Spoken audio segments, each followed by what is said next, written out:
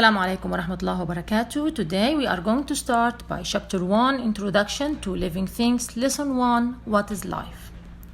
What are the characteristics of all living things? Of course, you know that we are living things. Birds are living things. Mammals are living things. Plants are living things. So, all of these things are organisms that share several important characteristics with all other living things. All living things have a cellular organization, contain similar chemicals, use energy, respond to their surrounding, grow and develop and reproduce. Let us talk about all of these points one by one. Let us talk about number 1, cellular organization. What is the definition of a cell? A cell is the basic unit of structure and function in an organism. All organisms are made of small building blocks called cells. Organisms may be composed of only one cell or of many cells. Single-celled organisms like bacteria are unicellular organisms. The single cell is responsible for carrying out all of the functions necessary to stay alive. Organisms that are composed of many cells are multicellular. In many multicellular organisms, the cells are specialized to do certain tasks. Specialized cells in your body, such as muscle and nerve cells, work together to keep you alive. Number 2, the chemicals of life. The cells of living things are made of chemicals. These chemicals are water, carbohydrates, protein, lipids, and nucleic acids. The most abundant chemical in cells is water. Carbohydrates are the cell's main energy source. Proteins and lipids are the building materials of cells. Finally, nucleic acids are the genetic material of cells, the chemical instructions that cells need to carry out the functions of life. Number 3, energy use. Organisms get energy from taking in and breaking down materials. The combination of chemical reactions through which an organism builds up or breaks down materials is called metabolism. The cells of organisms use energy to do what living things must do, such as grow and repair injured parts. Number 4, response to surroundings. Like a plant bending towards the light, all organisms react to changes in their environment. A change in an organism's surrounding that causes the organism to react is called a stimulus, such as changes in light, sound, and other factors. An organism reacts to a stimulus with a response, which is an action or a change in behavior. Number 5, growth and development. All living things grow and develop. But what is the meaning of growth and what is the meaning of development?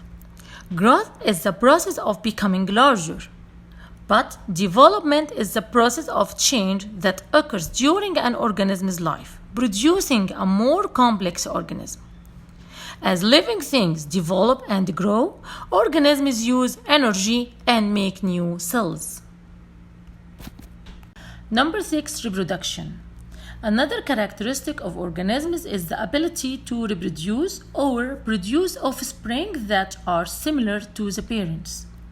Organisms reproduce in different ways: asexual reproduction or sexual reproduction. Asexual reproduction involves only one parent and produces offspring that are identical to the parent. On the other side, sexual reproduction involves two parents and combines their genetic material to produce a new organism that differs from both parents, such as mammals and birds and most plants. Now let us answer this question. Where do living things come from? We know that organisms are the result of reproduction. Living things arise from other living things through reproduction. 400 years ago, people believed that life could appear from non-living material. The mistaken idea that living things can arise from non-living source is called spontaneous generation. It took hundreds of years of experiments to convince people that spontaneous generation doesn't occur. An Italian doctor named Francesco Redi helped to disprove spontaneous generation. Redi designed a controlled experiment to show that maggots which develop into new flies do not arise from decaying meat. In a controlled experiment, a scientist carries out a series of tests that are identical in every respect except for one factor. The one factor that a scientist changes in an experiment is called the manipulated variable. The factor that changes as a result of a change to the manipulated variable is called the responding variable. Redi's experiment was one of the first controlled experiments. Redi showed that flies do not spontaneously arise from decaying meat. He placed meat in two identical jars. He left one jar uncovered. He covered the other jar. After a few days, Redi saw maggots on the decaying meat in the open jar. There were no maggots on the meat in the covered jar. Redi reasoned that flies had laid eggs on the meat in the open jar. The eggs hatched into maggots because flies couldn't lay eggs on the meat in the covered jar. There were no maggots there. Redi concluded that decaying meat didn't produce maggots. But even after Redi's experiment, many people continued to believe in spontaneous generation. So, Louis Pasteur, a French chemist, designed another experiment to test spontaneous generation. Louis Pasteur's carefully controlled experiment demonstrated that bacteria arise only from existing bacteria. That experiment, along with Redi's work, finally disproved spontaneous generation. Now let us move to the big question. What do living things need to survive? All living things must satisfy their basic needs.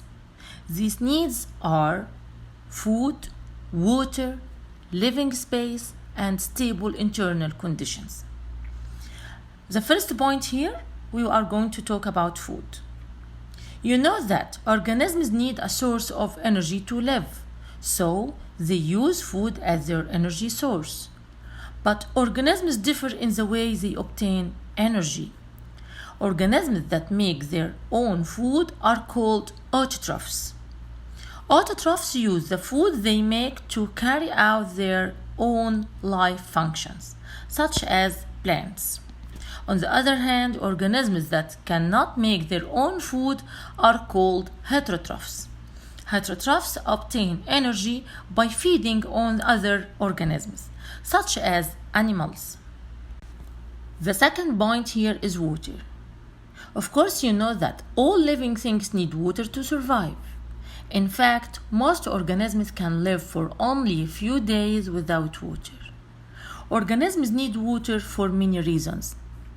Organisms need water to obtain chemicals from their surrounding, break down food, grow, move substances within their bodies, and reproduce.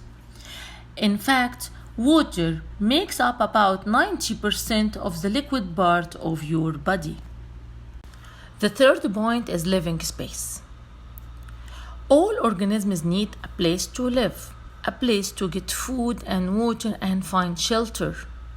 But because there is a limited amount of space on Earth, some organisms must compete for space. For example, trees in a forest compete with other trees for sunlight above ground. And below ground, their roots compete for water and minerals. The last point here, stable internal conditions.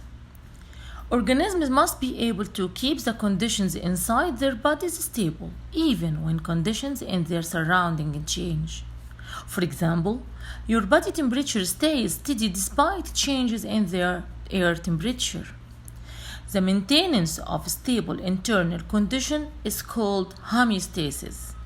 Homeostasis keeps internal conditions just right for cells to function. By the end of this lesson, you already know what are the characteristics of all living things and where do living things come from and what do living things need to survive. I hope that you understand the lesson. See you soon, inshallah. Assalamu alaikum wa rahmatullahi wa barakatuh.